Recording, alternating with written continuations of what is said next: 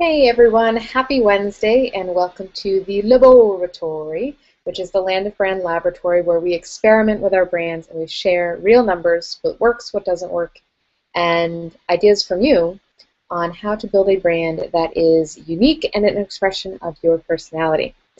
So I'm Holly Chantal, if we haven't met. We have a lot of new Mad Brand scientists this week because of the Done For You giveaway ending. Many of you have chosen to join our community, which we welcome you, and we're excited to get to know you. We meet every Wednesday at 12 o'clock Eastern Time, and we talk about different experiments and strategies in branding. And at the end, there will be time for questions and discussion, and everyone is coming in just a little bit late because the email this morning had an incorrect link to this webinar, so we're going to stalling just a little bit so that people can come in. And did you guys know that Mercury is retrograde, which causes all kinds of technical foulings when it's going to be for about the next month? I actually told myself that I was not going to do any webinars in June for this reason, but you know, business is business, and you can't just stop your business because of a planet being retrograde. Though sometimes you'd like to. All right, looks like we have. All right, looks like people are coming in, so I'm going to go ahead and get started with the real thing that we're going to be talking about today. And just for those of you that are coming in, there was a little bit of confusion about the two webinars we have going on today. 12 o'clock, which is right now, is the LOBoratory. That's every Wednesday, so that is a standing webinar that we do. If you signed up, you will receive emails with access information every Wednesday. And then the webinar that we have happening at 2 p.m. today is completely different. That's the webinar where I'm going to be announcing our Done For You giveaway winner, who won the free website. And it just happens to be a Mad Brand scientist. So one of you guys may have won the website. I'm pretty excited to make that announcement. And that webinar is going to be about planning your website. Right now, though, we're going to talk about the 4 aspects of your brand perception and the decisions that you need to make in the strategies, the strategic decisions you need to make in order to control that perception and create the brand that really represents who you are. So I'm going to go ahead and switch over to the presentation.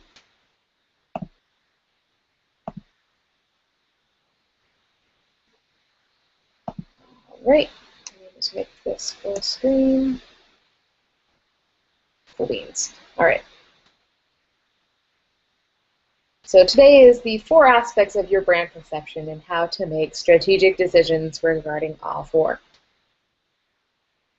So why is your brand important? So your brand encompasses many things. It encompasses your website, your headshots, your business cards, the visual representations of your business, as well as the messaging, the overall perception of you as a person and your company or your service as being credible or not.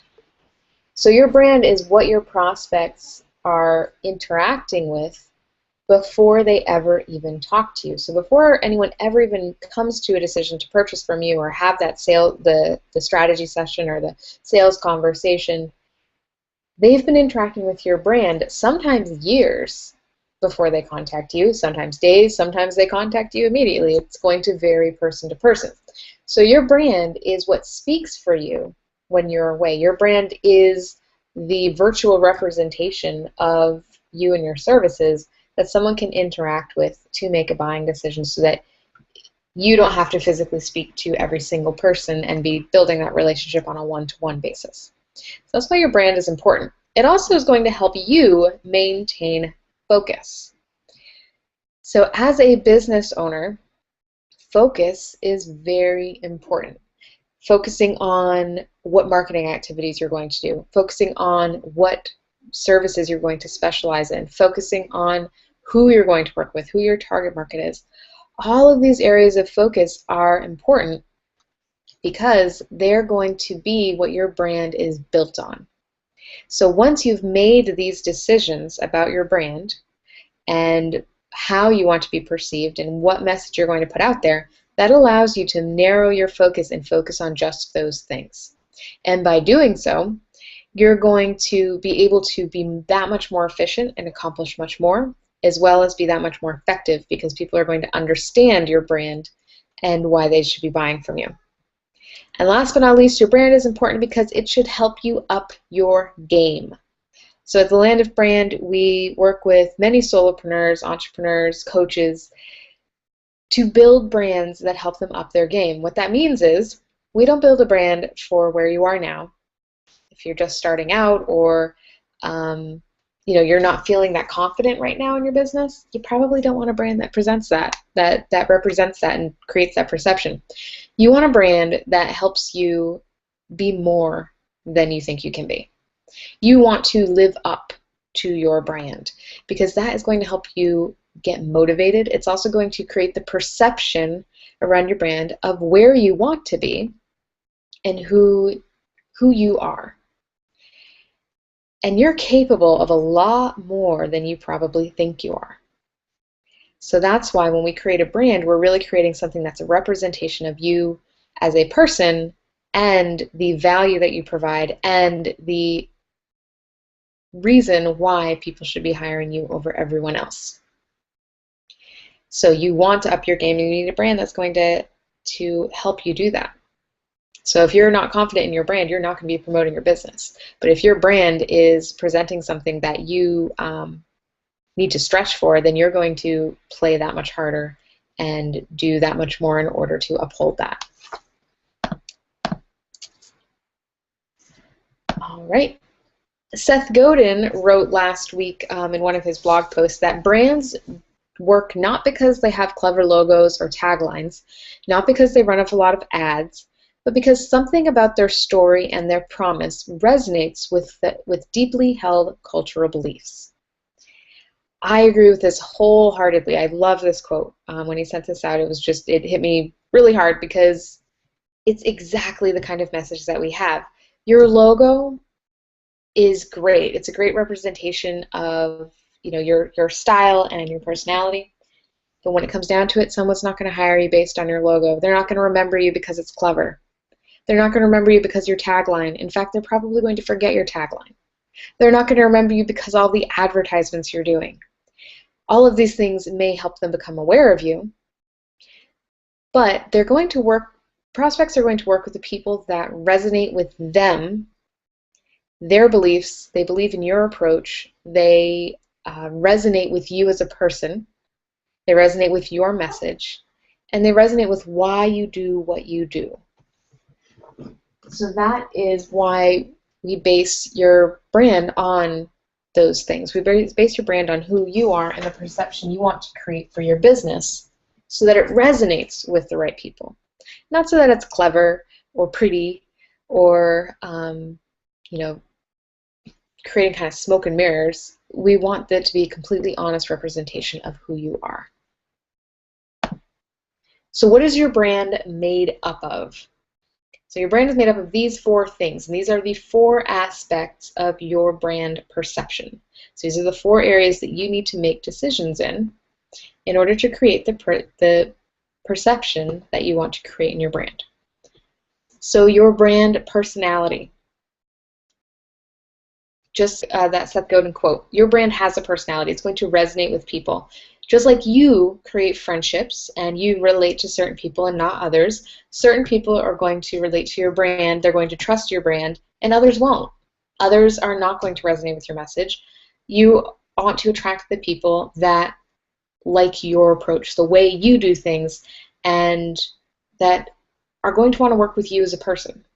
So you need to create a personality for your brand. As a solopreneur, usually that's your own personality. So you actually need to be very intentional about the pieces of yourself that you share in your brand, the parts of your personality that you want to make sure are expressed in your brand. And in so doing, your brand is actually going to take on a persona. People are going to think of it and describe it in a certain way. So you want to make decisions in how that is described and how that is expressed, because that's going to be what attracts the right people to you. And you'll notice this if you look at commercials. There's different types of people resonate their target audience, or different types of people, personalities resonate the kind of feeling that the brand is going for. So, for example, Geico, they have the gecko. The gecko is the persona of their brand. And these are big corporate brands. This is not a solopreneur or person. For you, it's going to be a lot easier. You have Flo from Progressive. She's like this smart alecky, kind of quirky person, and she's presenting a personality of this company that they want to put out there. They want you to perceive them as making things easy, as making things fair, being able to name your own price, you being in control. And they do that through those commercials. They create that feeling. For you, like I said, as a solopreneur, if you are branding yourself, then this is as easy as presenting who you are and the way you see the world, the way you treat people, the way you like to be treated. Your brand will take on your personality, and you're going to attract the people that resonate with that, which means you're probably going to really like your clients. Because if you're pretending you're someone you're not, then you're going to attract people that like that person, and you're going to have a harder time working together. The second part of your brand perception is your message. This is the message that you are passionate about sharing, that you are called to share. And you need to define exactly what that is so that it's clear and repetitive. You say it all the time. You say the same things over and over again, and that's how you become known for something. So you need to know what that message is. What is the thing that you want to become known for? And this is what's going to make you unique. It's going to be something that resonates with the right people because they like your approach. It's going to be why they should hire you over everyone else. And it's also going to be why you do what you do. Your message is a combination of all of those things. And that's something that we focus on helping you create in the branding game. So the branding game actually helps you with all four of these aspects. And we call your message your brand promise. And we look at 4 different areas of uniqueness, and we distill it down to one extremely clear message. Sometimes it's one word. Your visual brand is a huge part of your brand because that's actually what people are really experiencing when you're not there. Usually that takes the form of your website.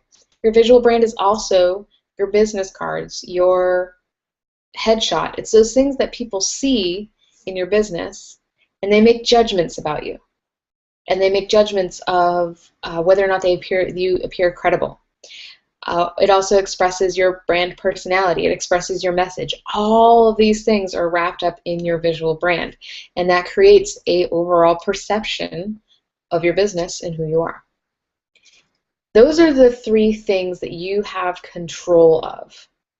Your personality that you're putting out there, the message that you're trying to become known, or you're putting out there and becoming known for, and your visual brand. Those are 3 things you have complete control over, and you can make decisions in all 3 of those areas to create the brand you love. The thing you have less control over is the last one, which is what everyone else is saying about you. So what are people saying when they're talking about your brand? The 3 decisions that you made in those 3 areas that I just talked about are going to affect what people are saying about you. But you can't control that. You can't control what someone is saying in social media. If they have a bad experience with you, they could blast you on social media and hurt your reputation. They could blast you to they could say mean things to your friends, or not to your friends, that'd be kind of weird, to their friends about you, not recommending you.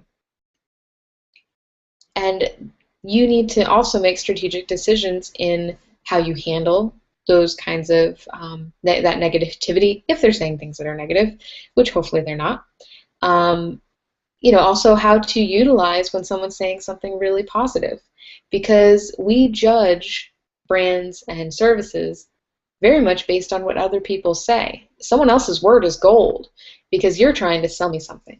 So when you're telling me how great your service is, I know that you're a little biased, but if someone else is telling me how great your service is, then I'm going to be more likely to believe them because they don't have any skin in the game. They don't have any reason to try to make things seem better than they are. Say if someone says something negative, they have no reason to say something negative about you, so I'm going to, again, be more likely to trust them because they're not giving me a biased opinion. So you want to make decisions in how you treat your customers, how you treat your prospects, because that's going to go a long way to how people are talking about you. You need to make decisions in how you're going to express and how you're going to share your message, because that's going to affect how what people are saying about you. And you need to make decisions on how you're going to utilize what people are saying about you. How are you going to share those great testimonials?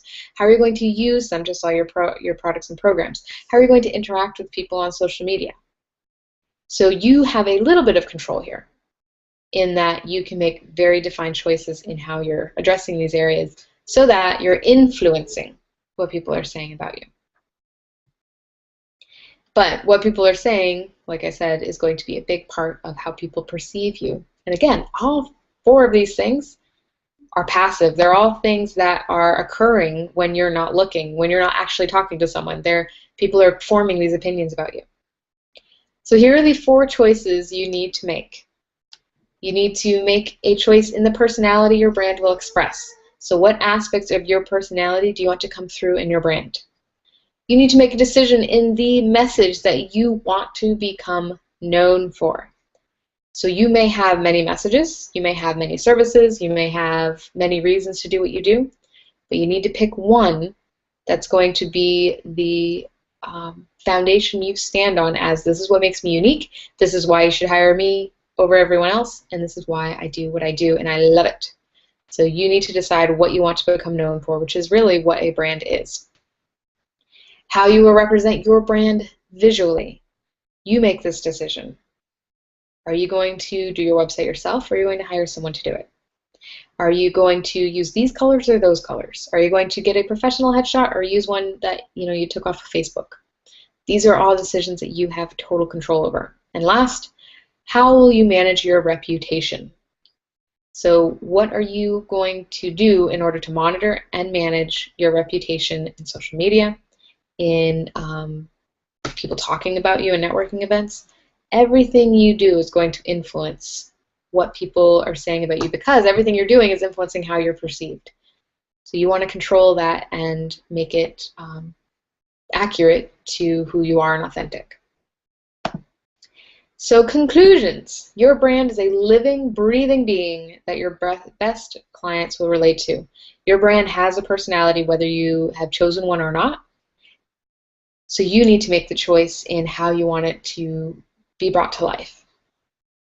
A good brand is going to help you focus and up-level your game. It's going to help you know what to focus on for your message, who you're serving, what you're going to become known for, and should also help you up-level your game because you should be living up to your brand. You should not be playing it safe. You should not be, really under-promising and over-delivering, random. That's reverse. Sorry, not random. You should not be over-promising and under-delivering. Rather, you should be under-promising and over-delivering. That makes a lot more sense. Everything is a choice. If you're not choosing, the choice is being made for you. So if you're not making decisions in these 4 areas, others are making judgments without your influence. So they are making the choice for you on how they're going to perceive you. So you need to be aware of that.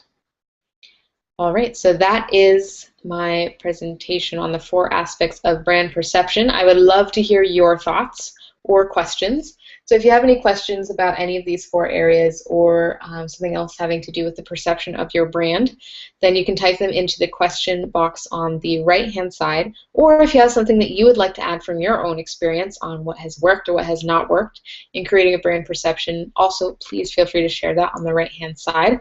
And since there is a 30-second delay so that you guys can be typing that in, I'm going to talk about what we're talking about next week. So next week, we're going to talk about your message and what to do with it. So how to discover your message and then how to utilize it to create a brand that people want to buy from. And also, I'd like to invite you, if you haven't registered already, I'd love to invite you to the webinar that we're having at 2 o'clock about how to plan your website. We're actually going to be talking about how to plan each page of your website. I'm just trying to get the URL, which is why I'm talking a little bit slow. Nope. Go back to the webinar. Okay. I'm going to put it in the chat box. If you haven't registered yet, you can register right there. That's at 2 o'clock Eastern Time. I'd love to have you there. We're also going to be announcing the Done For You giveaway winner, so the person that won the free website. So good luck to that person. You do not need to be present to win. I keep getting people emailing me that the winner has already been chosen, and I'm going to announce it on the call in a little bit. So I'm not seeing any questions, which is totally fine. Oh, someone says, Jerry says, is the message the same as the unique selling proposition? In a way. So unique selling proposition is a common term in branding, and that's basically your positioning statement. So, what makes you different than everyone else? And your message is going to have this unique selling proposition. I feel like that's a very corporate term, and when we're talking to solopreneurs and people that are really representing themselves in their business, I feel like your message is much more than just positioning. Positioning is very important, and we do cover that in the branding game. And what is your specialty? What are you going to become known for? What makes you unique? Why is your approach better or different than someone else's? But the message is a little bit more heart-centered. It's a little bit more an expression of your passion. And so the message is a combination of your position as well as the passion, which is what people emotionally are going to connect with, which is very important in your brand, especially when you're trying to represent yourself as a service provider and people are hiring you and going to work with you as a person. People are going to hire someone that they resonate with on a personal level before they're going to hire someone that just has the right position. So both are important, but they're slightly different. He says, how do you learn ways to talk or act that represent your brand personality, and then train yourself to stay on target with this? So this is all about finding your voice. And it's not as easy as you might think. So you would think that you know your personality and you can just go ahead and be yourself. But it's not that easy, because we are much different with people that we know, like, and trust. So our friends, our family, we're completely different people than when we're in a comfortable situation than when we're talking to strangers. And we're completely different than when we're talking to like a one-sided conversation, kind of like we're having now. So doing a webinar or a teleseminar, where you actually are not speaking to someone, you're speaking to, right now I'm speaking to my computer screen. So your personality is going to be different depending on which situation you're in. So you need to kind of look at the different ways you behave in those different situations and how you want to behave, how you want to come across. And then it's a matter of practice. Once you start noticing the kind of little quirks or the little phrases you repeat or mannerisms that you have in those different situations, you start to notice them and become aware of them, then you can start incorporating them into your marketing. For example, your email signature. If you are, I always say, have an awesome day or have an awesome week. I hope you have a fan-frickin-tastic day. That came from when I was talking to my friends. I would use those words, and I never would use them, talking to a prospect or client, because that would be unprofessional. But then I realized that if I want to be relatable and I want to be friends with my clients, which I do, why don't I talk to them like I would talk to my friends? So I started using that in my email signature. It's not a part of my signature that is added to every email. It's, when I'm writing an email to someone, I usually sign off with something like that, because that's my personality. So you'll find those little kind of pieces that you can start working into your marketing. You might do webinars like this where you start off, looking at the camera, talking to them face to face, so they can see your personality, they see who they're talking to, and then switch to your presentations. And finding your voice is really all about being able to be conversational instead of trying to be perfect or academic, if you will. So finding your voice and expressing your personality is being able to explain the parts of your strategies or your tips or your your brand message in a way that is conversational, and you're talking to someone as though you know them and you're comfortable with them. And like I said, it all just takes practice.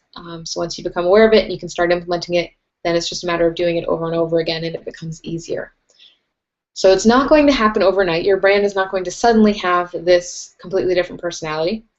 But if you are natural and you trust yourself and you start incorporating things that pieces of your personality that show up with your friends or people you're comfortable with in your life, then it starts to kind of infuse into your brand.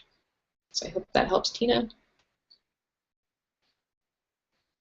So Jerry says, for instance, I help husbands understand and communicate with their wife. So that is not a unique selling proposition. That is not a message. That is a like a who and do what statement. That's kind of if I was asking you, what do you do? That is basically that's an explanation of what you do. So what would be your message would be kind of why. So why is that important? Why do you do it? Why are you passionate about it? That would be what your message is. And that would be a part of your brand and how you describe what you do beyond what the actual action that you do, which is helping people, husbands, understand and communicate with their wives. The unique selling proposition would be, if you added on to that, kind of how you do it, like what is different about your approach. So I hope that helps, Jerry. It's hard to give you targeted feedback because I don't know your business. We haven't met. So that's something that if you were doing the branding game or the website design program, we would get pretty in depth on that and define exactly what that message is and what makes you unique. All right, and I don't see any other questions coming in or any other comments. So I appreciate you all being here. I'm glad that you guys came, even though I sent the wrong link in the first email. I'm glad you guys were able to uncover the correct link, and pretty much everyone came within the first 10 minutes, which is fantastic. And I hope to see you in about an hour and a half at 2 o'clock. And if I don't see you at 2, then maybe I'll see you next week at 12 o'clock on Wednesday for our next laboratory call. Because like I said, these are every week for those of you that are new to the laboratory. And I hope you all have a fantastic day. I will hang out on the chat for just a few minutes if you have additional questions that are coming in. But I'm going to stop the broadcast. So have a fantastic day, everyone. I will see you soon.